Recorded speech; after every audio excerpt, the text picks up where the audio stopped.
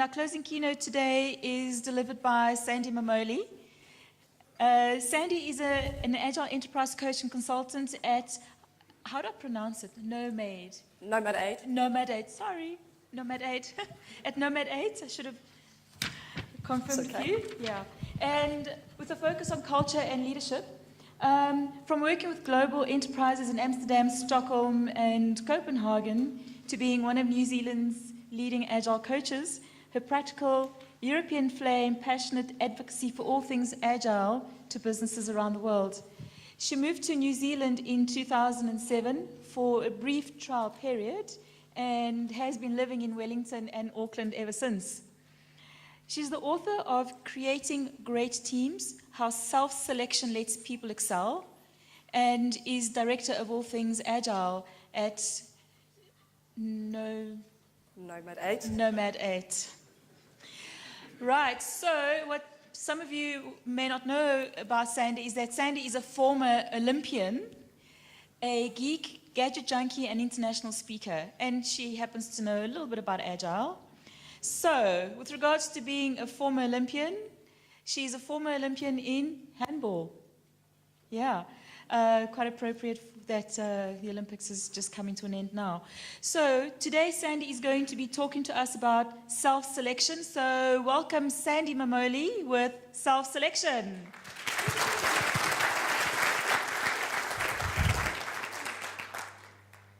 Thank you for the introduction. And the first thing I'm going to do when I get back to New Zealand is change my company name to something really simple. This is my first time in South Africa, and it took me 26 hours to get here. I've been here for 2 days, and I have to say I have no regrets. I've spent 2 days here. I've been on a bicycle tour through Soweto. I've been to Market on Main, and I have eaten really, really unbelievably good food. The only worry I have is that on the way home, I probably have to buy 2 seats on the plane. Anyway, thank you so much, Jacques, and the organising committee for inviting me here.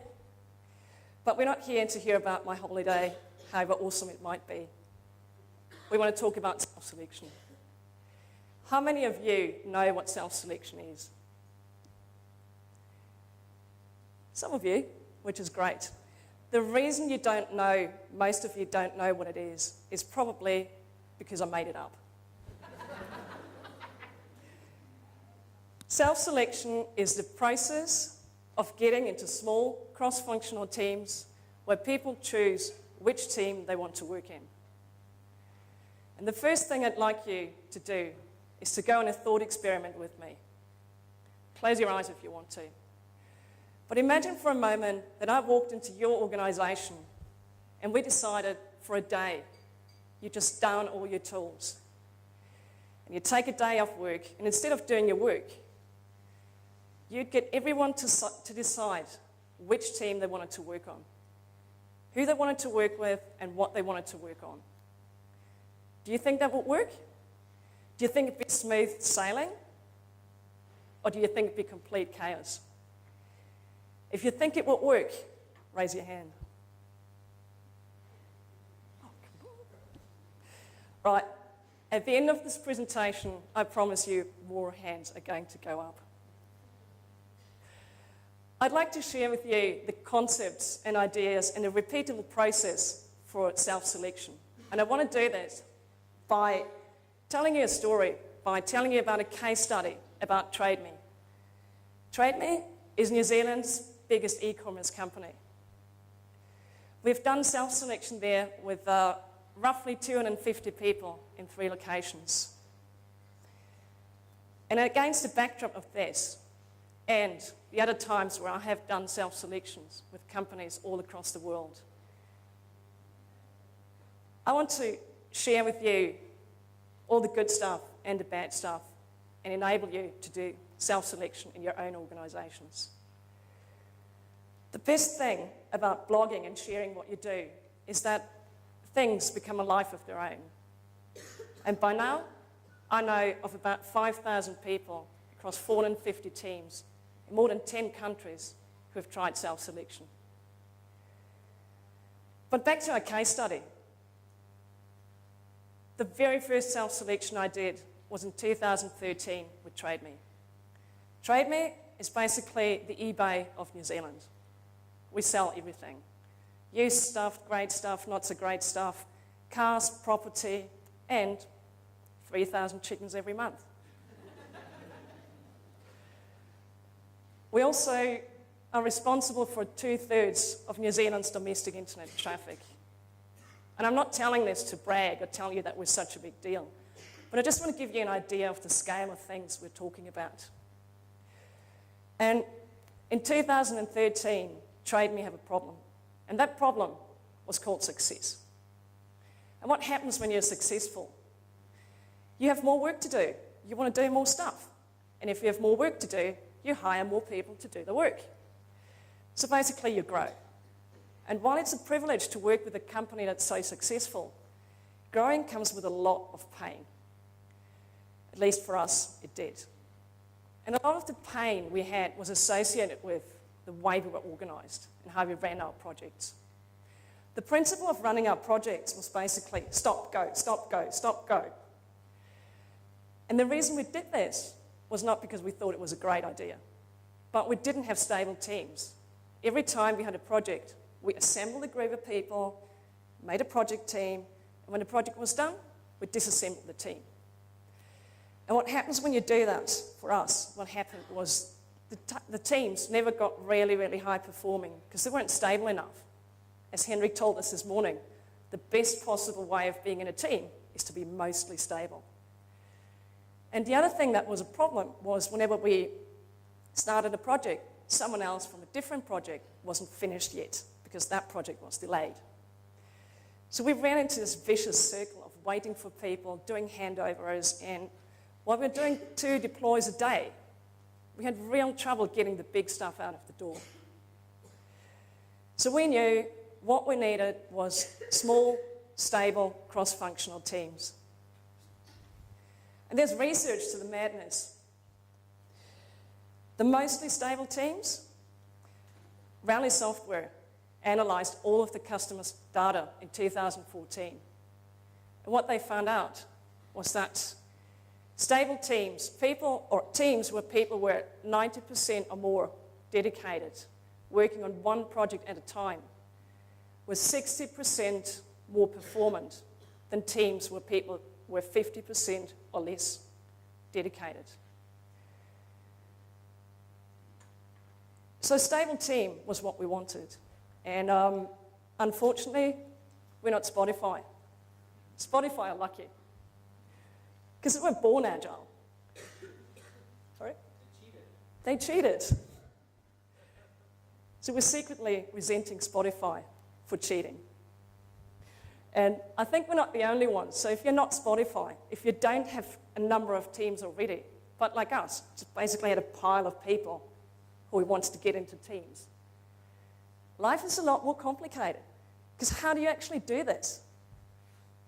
Here's more research I'm going to throw at you. And this is how incredibly important team design is.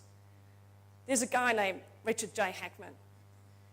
He looked into more than 10,000 counterintelligence teams, and he found out that the most important part, the most important determinator for team performance was team design. Who was on this team, and how did they work together as a team? And because team design is so important, what do? Well, we let managers sort it out. We think that surely managers are the people who know how this needs to be done.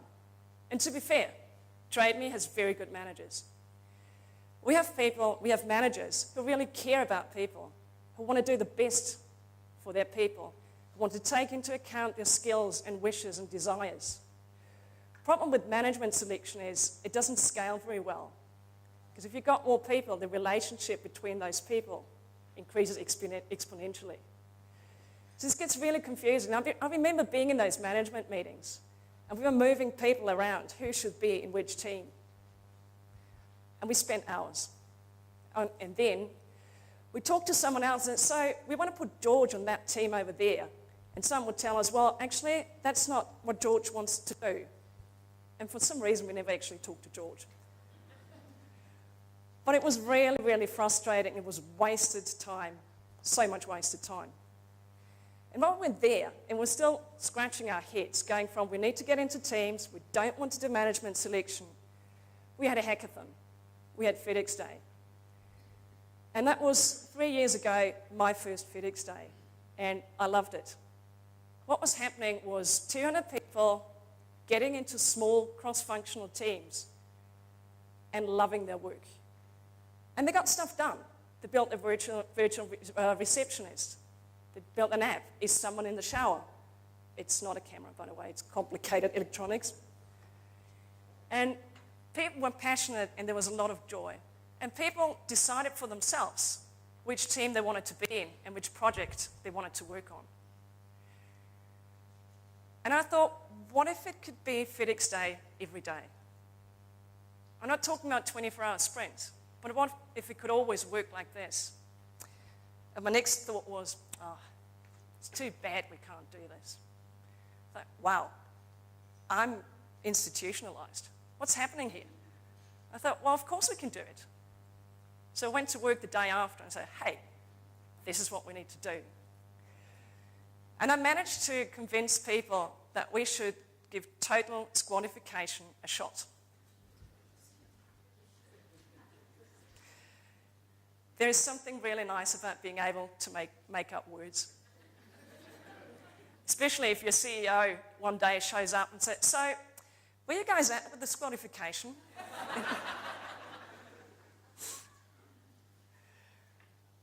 And the basic assumption behind squadification is that people know best. People are trusted adults. They know what's best for themselves and what's best for the company. So if we let them decide, we're sure, or the assumption is they can sort it out. And what do you do when you have something that's quite new and you haven't done before? We did what every reasonable person in the world does. We Googled. Have you ever seen an empty search result page? I have. So we found out either no one had done this before or nobody had shared their process or ideas. So we were just on our own. And if you have something that nobody has done before, you can't find anything on, you know, you're either on to something really good or you're just batshit insane. And at the time, we really didn't know which one it was. And we were really, really scared because we were messing with one of New Zealand's most successful businesses. And we had no idea what would happen. Would people get into fights, pick on each other? Would anyone even show up? But I also know that if you feel fear and excitement, you're in the right place. So we wanted to go ahead. And we did a trial first. We chose a satellite office of 20 to 25 people and did a self-selection there. We had the beginnings of our process, which wasn't very refined at all. We found out that even though it took ages, 3 teams, 5 hours, ages.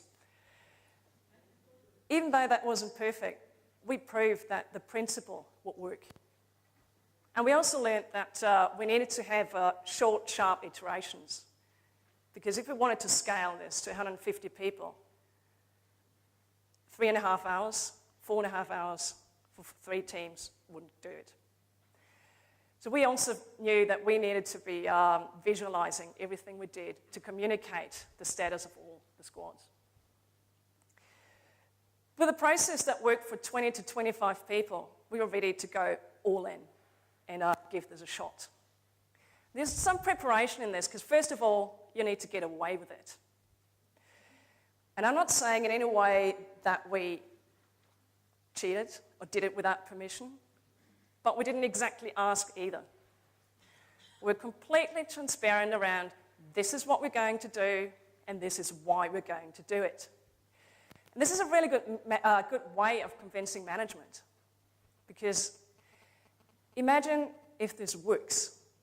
Then you've got stable cross-functional teams, you've got people who are happy and love what they're doing. And even if they don't love it, they can't whinge about it because they chose it themselves. Also, what's the worst that can possibly happen? You get into a room and you stuff it up. So you lose a day of productivity. And you can still go back to what you're doing now, management selection. The other part that was really important was to actually convince people to be part of this. Because it's quite confronting for people to be told that in a very short time, you will have to select which team you want to be in. And people very often have quite a reaction of shock. Actually, reality is, you tell people what you want to do, and everyone goes, whoa, what if? What if people fight? What if people don't get picked? What if we stuff it up? What if it doesn't work?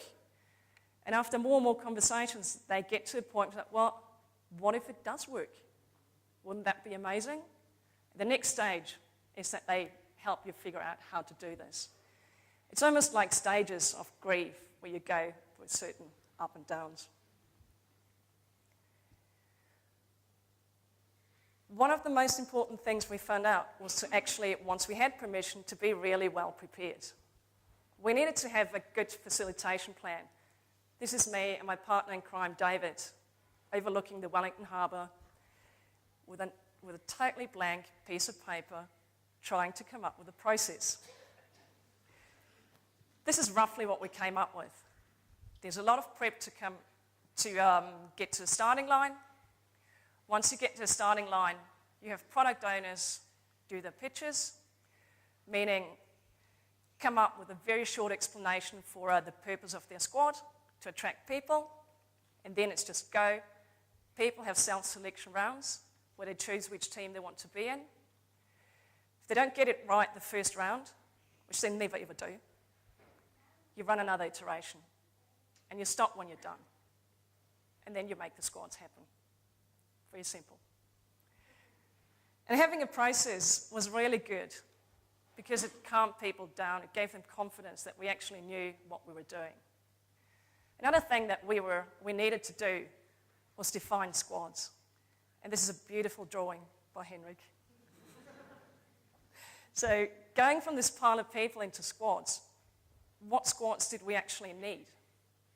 Defining this was a major step.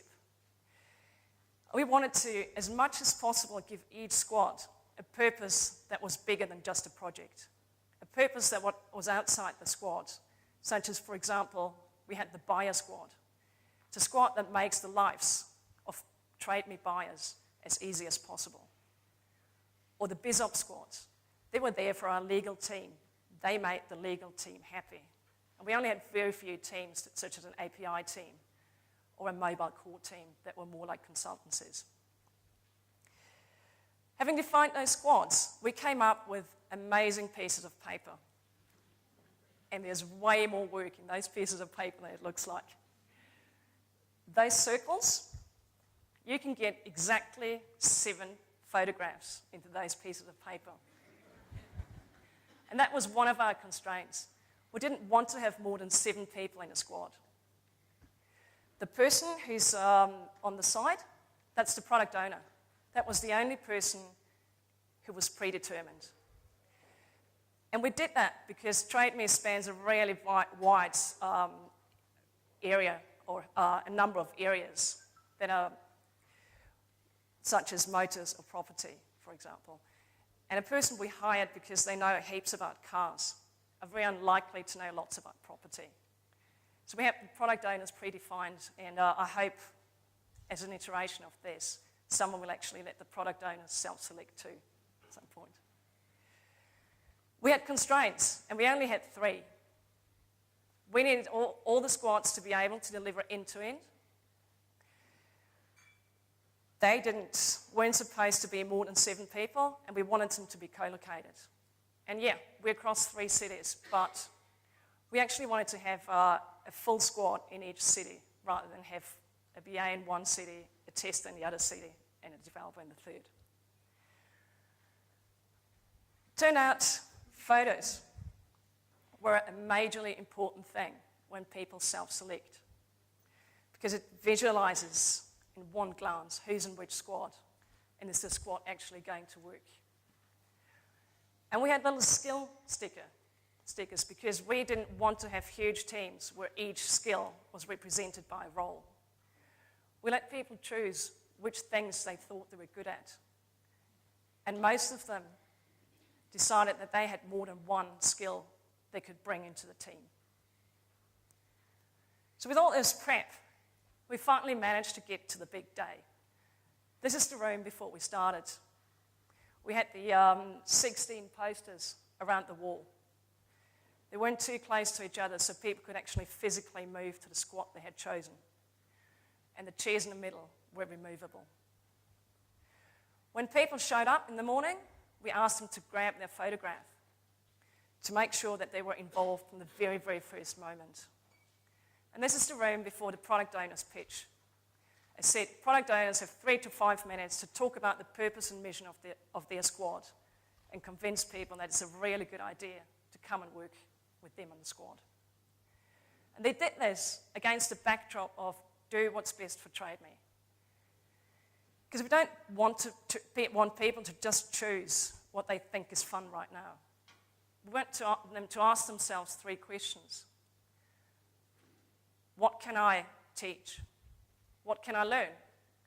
And am I doing what's best for TradeMe? And after those pitches, we just put a big time on the wall and shouted, go. This is what happens when you shout go. Not very much. I call this the awkward moment. And it happens every single time. People are really cagey, stand around, don't know what to do.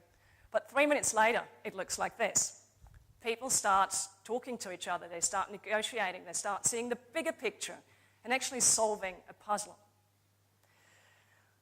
And with it, rounds. And after each round, we had a check-in where a representative of a squad would stand up and say, and give status like, hi, we're the buyer squad. We have too many developers and not enough testers. And they mention all the areas where they're over or undersubscribed. So that information could easily feed into the next round. An interesting thing is that most of the time, the first 3 rounds look the same in terms of round 1, people get it incredibly wrong. I've seen squads with 7 testers. Round 2 is a bit better. And round 3 is where people really get the hang of it and start talking and start solving a problem for the company. And after all those iterations, the big question is, when do you actually stop? Well, you stop when it looks something like this. People are on their phones, people are checking out, people are talking about the weather, they're talking about everything else. But they've lost interest. And that's when you know that playing another round actually wouldn't change anything. You've got as far as you can get. What we did was we had 11 out of the 16 squads that we wanted. So we took those 11 squads and sent people home or to the office and started to solve the problem with the remaining 20 people in the room. It's a lot easier to have a conversation with 20 people than 150. It's really important to make sure when you solve that problem with the people who are not in the squad at the end, that those are not the leftovers. Those are not the Muppets nobody wants to work with. This is something that happens if you have a large number of people. It'd be too much of a coincidence if you just had the right amount of every skill to form the number of squads that you want. In the last round with those 20 people, we just took all the photos off. We had people do another round of self-selection, and we ended up with 15 out of the 16 squads that we wanted. The last one we couldn't fill, but we wanted to honor the spirit of self-selection. So we introduced imaginary friends. And we tasked the last squad to make the imaginary friends real. So they were allowed to hire the last people or the people they needed to make the squad complete. Overall, it was a great experience. And we actually learned some stuff. We learned it both from this experience, but also from doing this across the world, in many countries, and from the stories that people tell us who have followed this process. First of all, it's all about relationships. We actually asked people, and we asked them, so what did you base your choice on? Do what's best for Trade Me? Which area did I want to work in? Who do I want to work with? Who do I not want to work with? And people said, well, I did what was best for Trade Me and the area I wanted to work with. I really want to call bullshit. Because it's totally inconsistent with our observations. It's not what people did. And I know this because we had people act through a proxy. If you've got 150 people, chances are, or I'm absolutely certain, someone is going to be on a holiday or sick. There's no chance you get all 150 people there on the same day. And people who knew they were going to be away, we allowed them to choose a proxy. And that proxy acted on behalf of the person. And every single instruction to that person was, don't really care which area it is, but whatever you do, take me with you.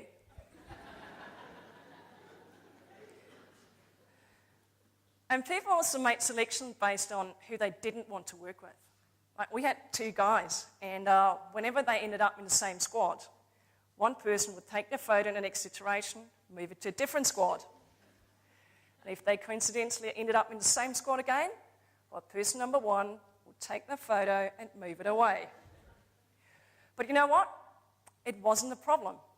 It's no drama. So some people don't want to work together. And that's okay. They just choose not to. Not a problem. We also learned that across the world, people have the same questions. Any of you thinking anything like this? Yep, cool. Let me quickly answer those questions. So aren't people going to start arguing and bitching? Aren't there going to be fights? Actually, no. Never, ever has this happened. Because simply, if you treat people like responsible adults, they're going to behave like responsible adults. It has never happened, and I'm convinced it will never happen. Well, isn't there some poor person who's not going to be picked? And that's one of the main worries that people have. People immediately think of the old schoolyard days with some poor guy and you're trying to play football or soccer or something and nobody picks that person. People think, is it going to be like this? But actually, it's not. And that's built into the process because people don't get picked. You choose yourself where you want to go.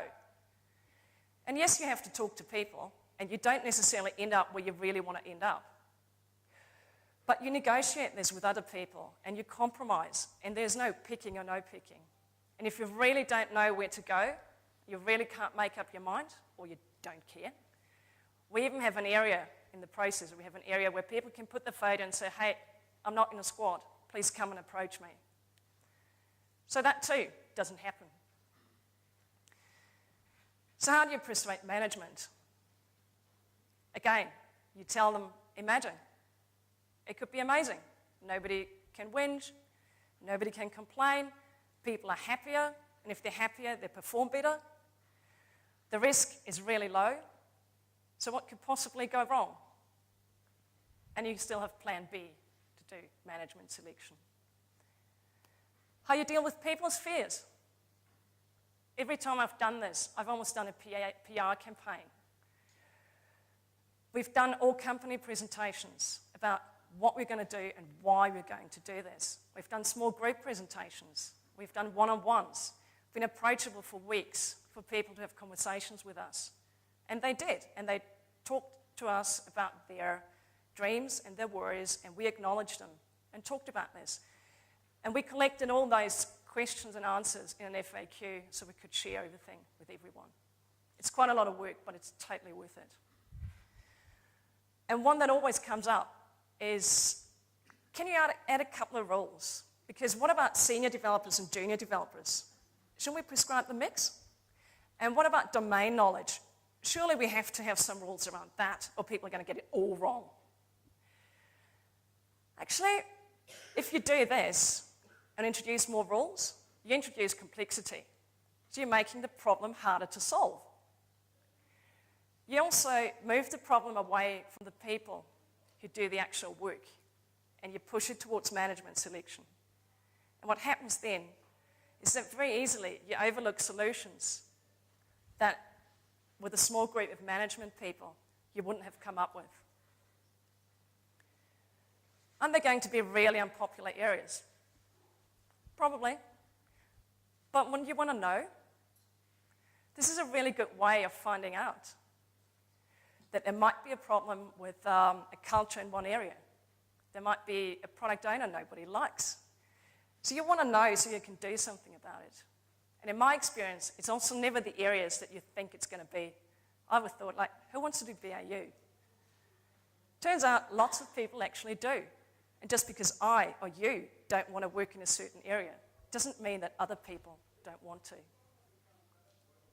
The only time I've ever seen self-selection fail is what I call liar, liar, pants on fire.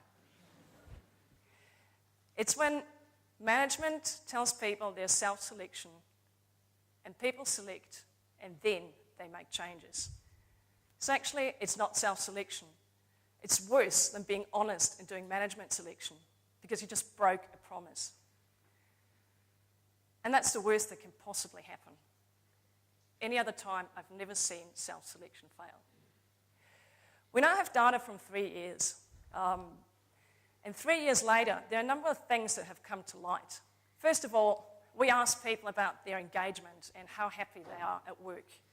It's a questionnaire asking to Danielle Pink's autonomy, mastery, and purpose, and also how creative people feel at work and the relationships, how happy they are, basically. And our trend is going upwards, and has been going upwards for years.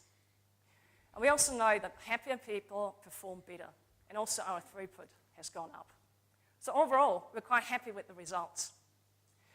We now have more than 40 squads. Another beautiful drawing by Henry Knieberg. It's so great when you can steal his slides and you can't ask him, so you can't actually say no. Thanks. We've got more than 40 squads now, and there's a shortage of skill in New Zealand, and we need to attract people. And one of the things that self-selection has been really, really good for is, as an employment brand, people join Trade Me because they know they get to pick which team they want to be in. It leaves you with a really interesting problem, though. So you've got people who join because of self-selection, but at the same time, or you want to have stable teams, but at the same time, you want to be fair to people. So you can't have them join and then it never ever happens again. So what we do now is every 6 to 9 months, we have a self-selection round. Usually it's 6 months, but sometimes the company chooses or people choose that 9 months makes more sense.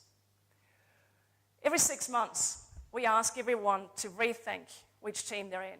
If they want to swap, if we just throw all balls in the air again. Sometimes squads choose to stay together, and that's okay.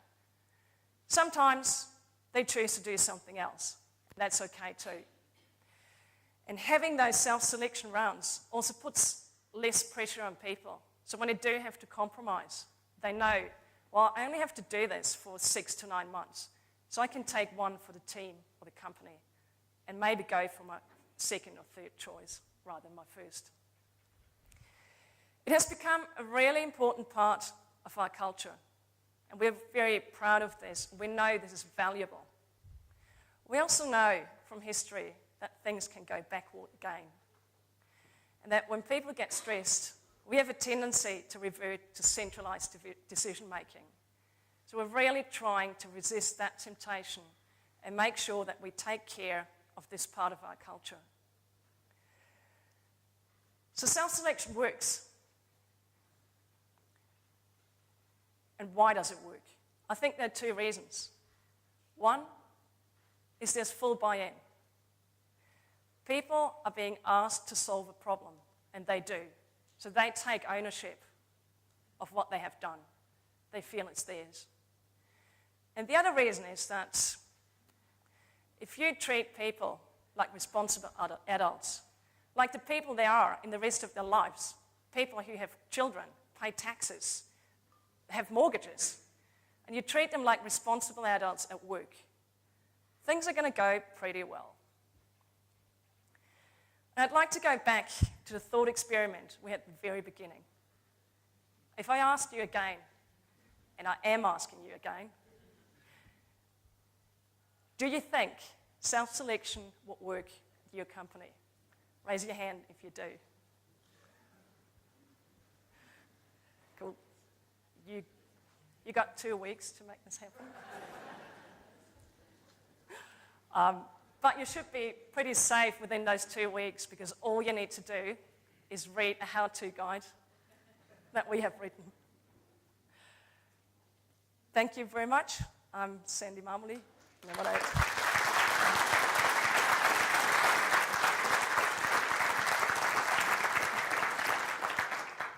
And I think we have some time for questions, right? Yes. Are there any questions for Sandy? Hi. Who's got the microphone? So I just have, right at the back. Okay, so I have just two questions. One, from a team perspective, is there a concern that by self-selecting there's not enough diversity? Because typically I would expect people to choose people that are very close, from a value perspective to them. So, one of the key things about innovation is having diversity.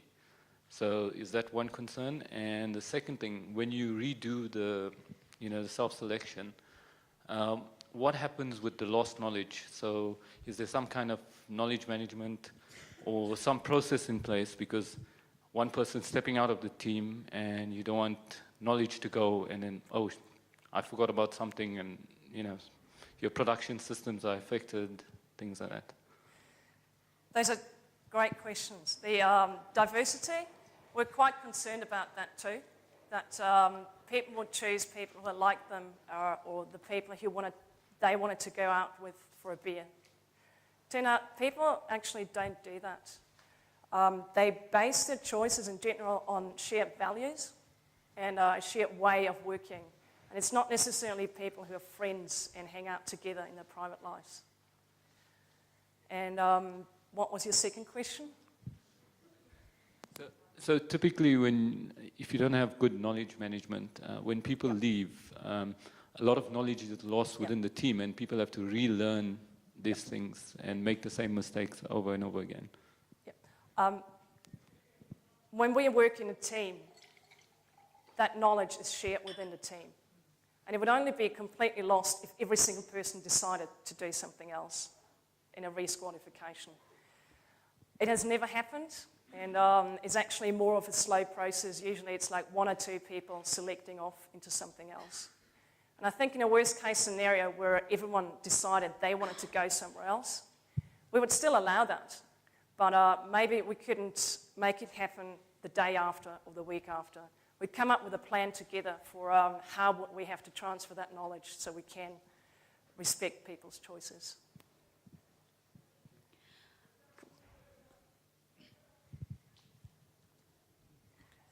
Hi, Sandy. Hi. Thanks. So, best case is when people know each other. What if people, they don't know each other, and in the initial phase, if they are being introduced to this format, then it might happen that people with different set of values, they might come together in the same team. So it might create some disruption or some problem. Yep. And sometimes you have teams that don't work perfectly well. You have teams that don't have the best relationships. And this is not a way to create only perfect teams. It's just this happens with management selection or self-selection.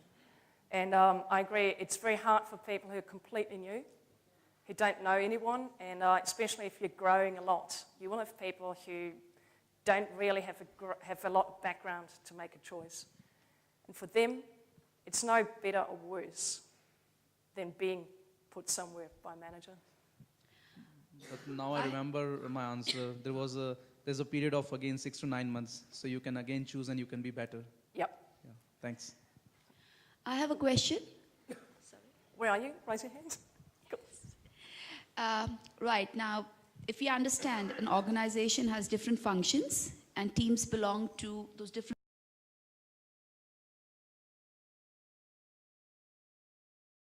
functional areas. So now, if we allow the self-selection, which is a great concept, and it gets the best out of people, I 100% agree. But how do you manage the risk of, you know, like if there are 5 teams and most of the people opt for team A and B because those functions seem to be more glamorous or whatever, like, you know, an innovation team versus an admin, a back-end admin team, where, you know, many people may not choose to go there.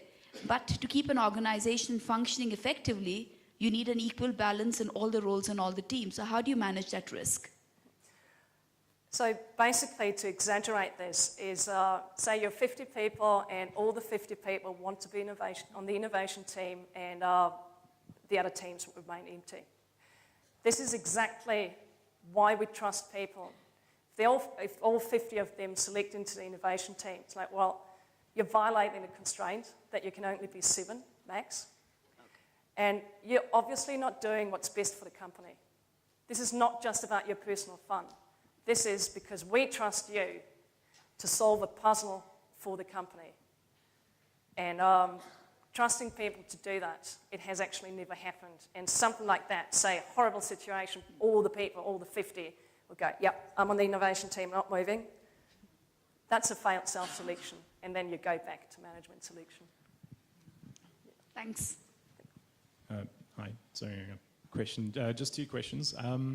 So I suppose the first one would be when to do this. So it's probably incredibly difficult to find a time where all teams are stopping or starting.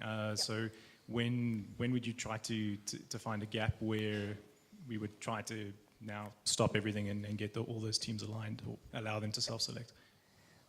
Basically, there's never a good time, ever. And when you do it the first time, then there's no need to make things happen the day after. So the first time we did this, we did a self-selection. We walked out of this room with 16 blueprints of squads, but not actual squads. So the week after, we had meetings with each of the squads to discuss about when is the earliest time that they can move into the squad and really start working there. What needs to happen? Does this guy need to come and bring his current work into the team? So there's a bit of disentangling that's to do. There's never a good time, so you might as well err on the side of just doing it. Okay. So it's sort of a process and you sort of allow it to transition into that, yep. Then you. The second question I had was, so I know you said you had no constraints in terms of who's in the team and no rules in terms of that team composition. You just need that skill set to be end to end. I suppose I would feel maybe nervous around that. My immediate response would be like, to specify a role type, 1 BA, 3 devs, 2 testers, something like that. That's the kind of composition. You would advise not to do that? So. I wouldn't, because we have, there's always people who have a primary skill and then they're actually quite reasonable on a second thing. And the smaller you can keep the teams, I think the better, because the fewer communication pathways you have. And we also often have people who are happy to teach someone else another skill. So as long as the skills within the team can even be distributed across more than one person, we're okay. So I think it works quite well, and to actually move away from those roles as much as we can. Hi there, sorry. What happens to your models of budgeting and costing? Not all people of different skills, for example, have the same cost within an organization. So what has been the observation? Yeah. We have really easy world is the e-commerce company, where we know we're going to spend X million on property and Y million on motors. So we know we can hire that many people for motors and that many people for property. It's relatively easy. I've also done this with a bank, where there were some additional constraints on some of the squads.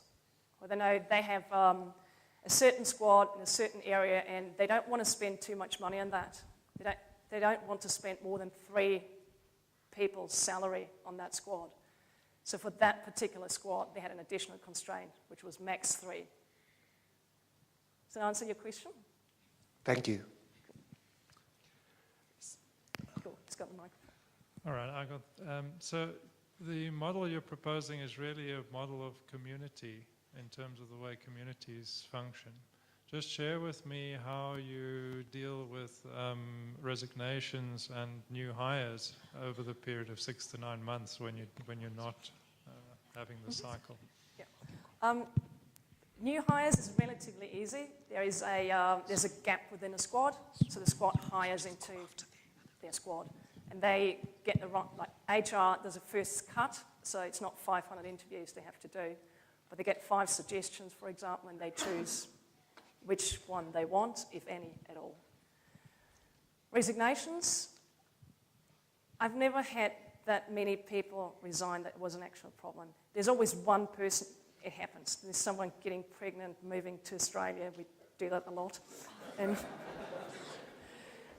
And they just work without that person, and because the knowledge is distributed across the team, we're okay. Oh yeah, wow. With your squads, when they change, does it impact their reporting lines? No. No. Okay, do you think that would make a difference? We didn't want to change the reporting lines because we want people to choose who they want to work with and not add the extra complexity of choose who you want to work with and your manager. I think it would make this really, really complicated. So we tried as much as, or we didn't choose any reporting lines. There was a couple we did because we had some people who ended up after this with 11 direct reports and others with 2. So we distributed a bit. But in general, no. Okay, thanks.